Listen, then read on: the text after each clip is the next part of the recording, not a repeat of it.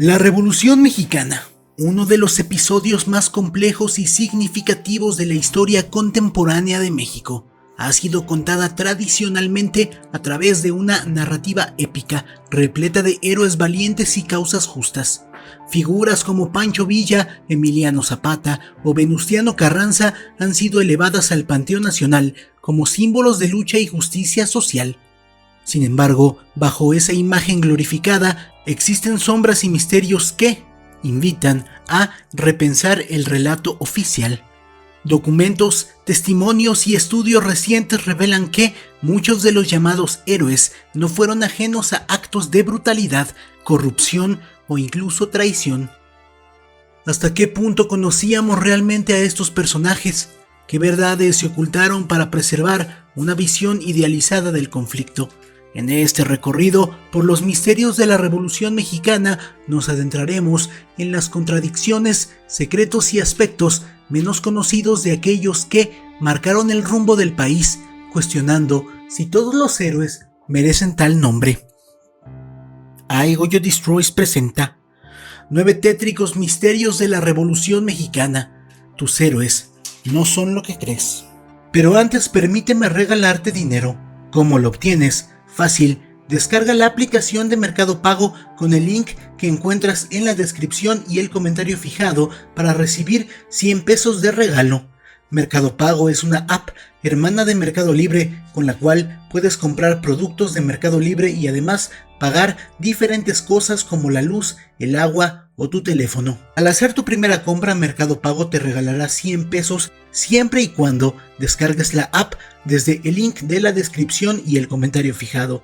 Ahora sí, comencemos. Número 9. Francisco I. Madero es recordado oficialmente como el iniciador de la Revolución Mexicana, un hombre idealista que luchó por la democracia y contra la dictadura de Porfirio Díaz.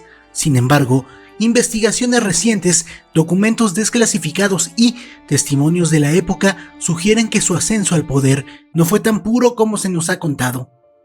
Detrás de su figura espiritualizada podría haberse tejido un pacto silencioso con intereses estadounidenses.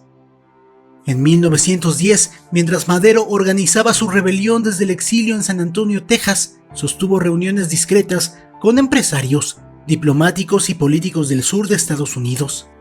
Se hablaba de apoyo financiero y logístico a cambio de garantías, protección de tierras, concesiones petroleras y respeto a los intereses de las grandes compañías norteamericanas que operaban en territorio mexicano. A Madero le urgía debilitar a Porfirio Díaz y estos grupos veían con buenos ojos un cambio que favoreciera a sus inversiones. Aunque nunca se firmó un documento oficial que lo confirmara, existen cartas, notas diplomáticas y testimonios que dan peso a esta teoría. Incluso hay quienes afirman que parte del armamento utilizado por los primeros rebeldes fue suministrado o facilitado por empresarios estadounidenses simpatizantes con Madero o con sus promesas. Esto plantea una pregunta incómoda. ¿Fue Madero un verdadero mártir democrático o un político hábil que supo negociar con el extranjero para alcanzar el poder? Quizá fue ambas cosas, pero lo que está claro es que la Revolución Mexicana no fue un acto completamente limpio ni libre de intereses foráneos. Como tantas veces en la historia, la verdad se esconde en los márgenes entre lo heroico y lo turbio. Número 8. En el turbulento año de 1915, cuando la Revolución Mexicana se encontraba en uno de sus momentos más crudos, se produjo un episodio oscuro y poco difundido en los libros oficiales: la masacre de San Pedro de la Cueva, un pequeño pueblo en el estado de Sonora. Según diversos testimonios, Pancho Villa, el llamado Centauro del Norte, ordenó el fusilamiento de decenas de habitantes, entre ellos civiles, acusados de colaborar con sus enemigos constitucionalistas. Los motivos de Villa nunca quedaron del todo claros. Unos aseguran que se trató de un acto de guerra justificado por la supuesta traición del pueblo que habría ayudado a las tropas de Álvaro Obregón. Otros, en cambio, sostienen que fue una venganza personal alimentada por la ira y la paranoia tras derrotas militares. Lo que sí se sabe con certeza es que los hechos ocurrieron con brutalidad. Los hombres fueron sacados de sus casas, acusados sin juicio y ejecutados públicamente. Las mujeres lloraron impotentes. El miedo se quedó a vivir en ese pueblo durante años. Los cronistas de la época rara vez se atrevían a escribir sobre el suceso. Muchos lo omitieron o lo suavizaron, pero los descendientes de San Pedro de la Cueva no han olvidado. Para ellos, Villa no fue un héroe, sino un verdugo. Este episodio nos obliga a replantearnos la imagen romántica del caudillo rebelde. ¿Era Villa un líder revolucionario o un hombre capaz de desatar violencia sin control? La historia oficial lo ha exaltado como un símbolo del pueblo, pero en las sombras de San Pedro de la Cueva, la memoria colectiva lo recuerda como un hombre temido, impredecible y marcado por el rencor. Número 7. La Revolución Mexicana está plagada de traiciones, pero pocas tan simbólicas y crudas como la que acabó con la vida de Emiliano Zapata. El 10 de abril de 1919, Zapata fue asesinado en la hacienda de Chinameca, en el estado de Morelos. Oficialmente se dijo que había caído en una emboscada militar, pero los detalles que rodean su muerte revelan algo más profundo. Un plan calculado y meticulosamente ejecutado, presuntamente orquestado desde las más altas esferas del poder revolucionario. Todo apunta a Venustiano Carranza, entonces presidente de la República, como el verdadero cerebro detrás del complot. Zapata representaba un obstáculo, su lucha por la tierra, su independencia política y su negativa a someterse a ningún otro caudillo lo convertirían en una amenaza constante. Carranza necesitaba eliminarlo para consolidar su poder. Para ello, recurrió al general Pablo González, quien fingió querer pactar con Zapata enviando mensajes falsos a través del coronel Jesús Guajardo. Zapata, siempre desconfiado, fue finalmente convencido por la aparente buena voluntad de Guajardo, quien le prometió apoyo militar a cambio de una alianza. El día del encuentro, al entrar en la hacienda, una lluvia de balas lo recibió por la espalda. Fue un acto vil, sin combate, sin dignidad, solo una ejecución disfrazada de negociación.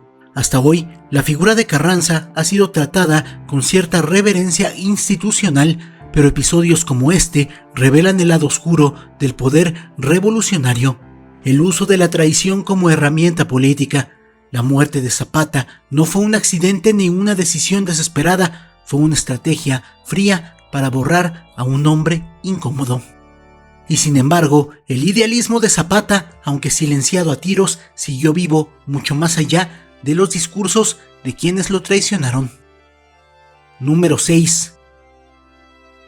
La imagen más extendida de Emiliano Zapata, como te lo dije, es la del campesino justo, luchador por la tierra, símbolo de la resistencia popular. Sin embargo, en los territorios del sur que controlaba, principalmente en Morelos, Puebla y Guerrero, también existió una cara menos conocida, la de un líder que, para proteger su movimiento, desarrolló una sofisticada red de espionaje, control y castigo, en ocasiones brutal. Zapata desconfiaba profundamente de sus enemigos y hasta sus propios aliados, en un entorno donde la traición era frecuente y los infiltrados podían costar batallas o vidas. Estableció un sistema de informantes locales, muchas veces anónimos, que reportaban sospechas de colaboración con los carrancistas, actos de desobediencia o simplemente comentarios contrarios al movimiento zapatista.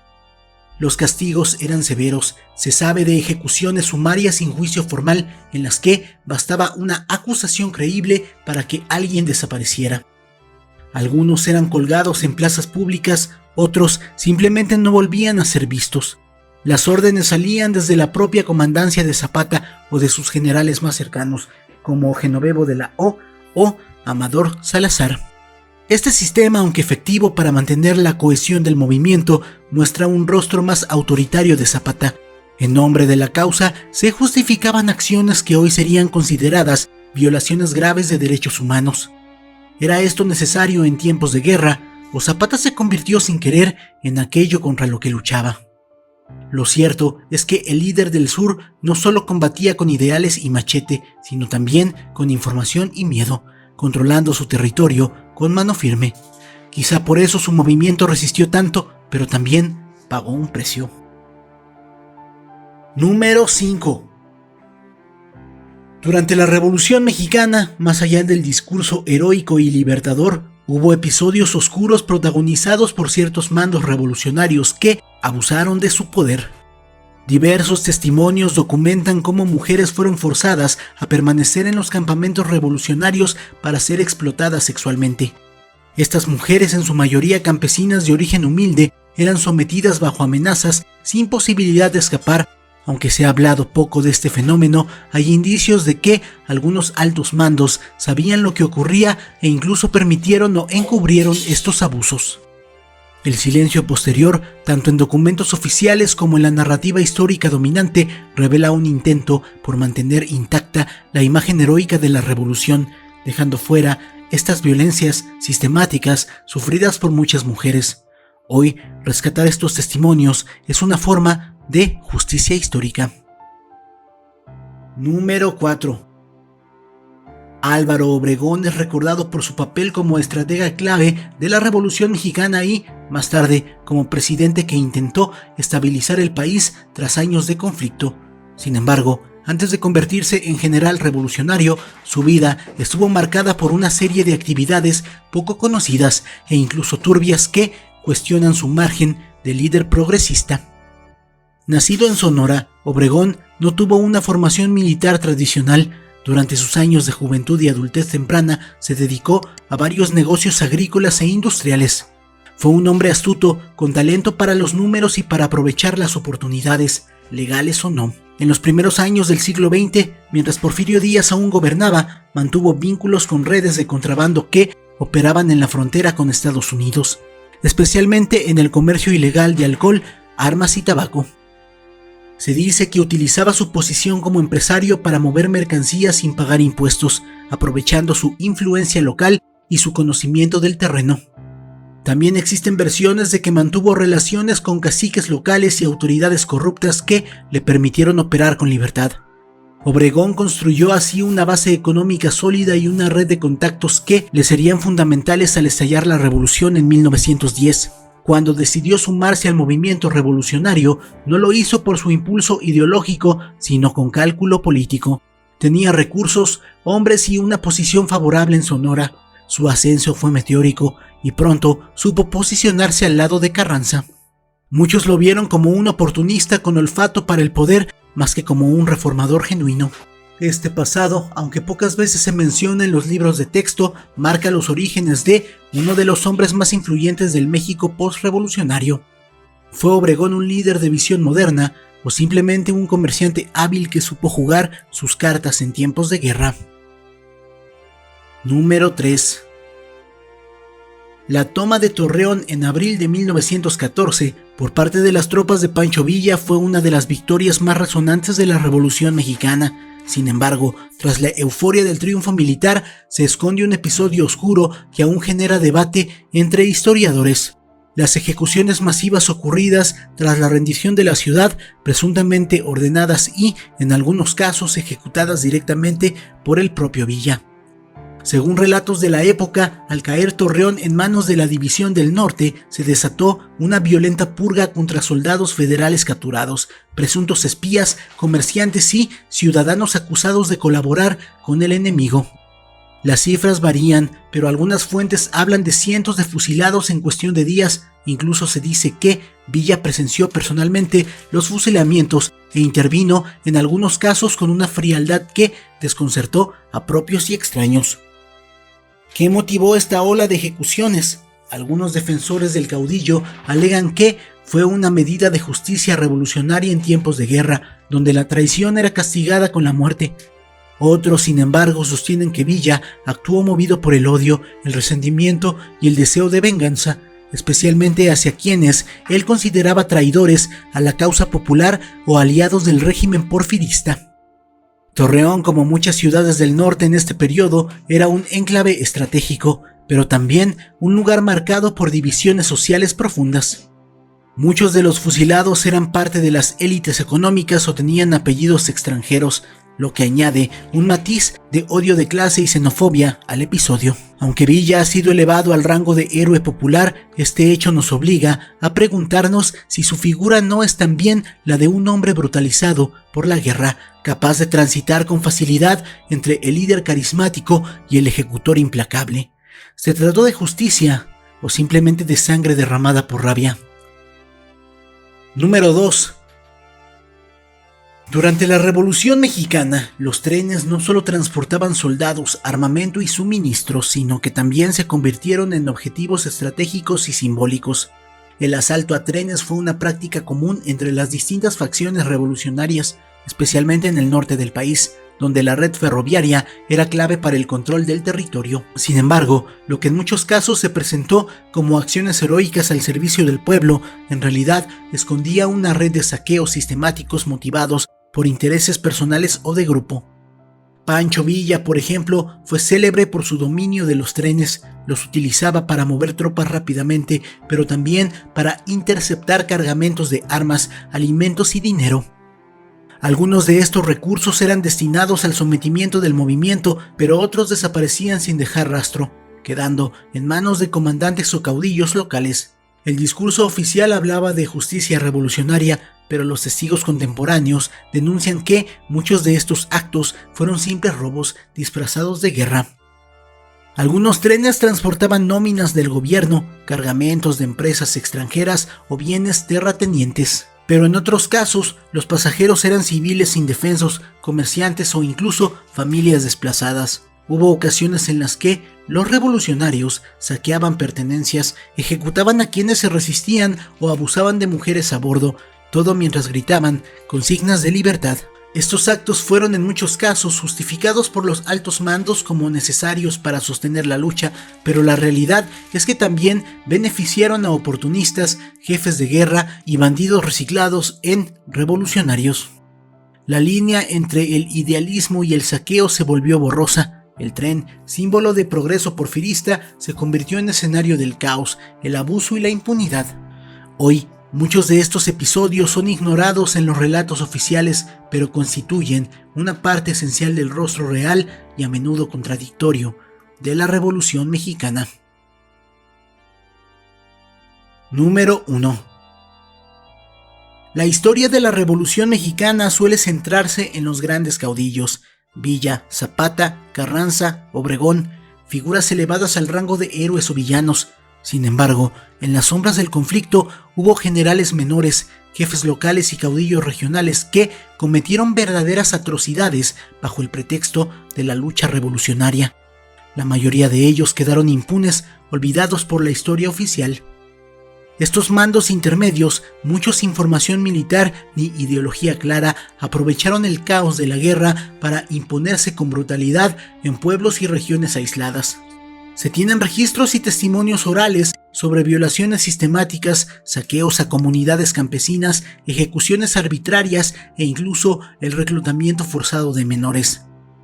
En algunos casos, estas prácticas eran conocidas por los altos mandos y toleradas, mientras aseguraban lealtad y control territorial.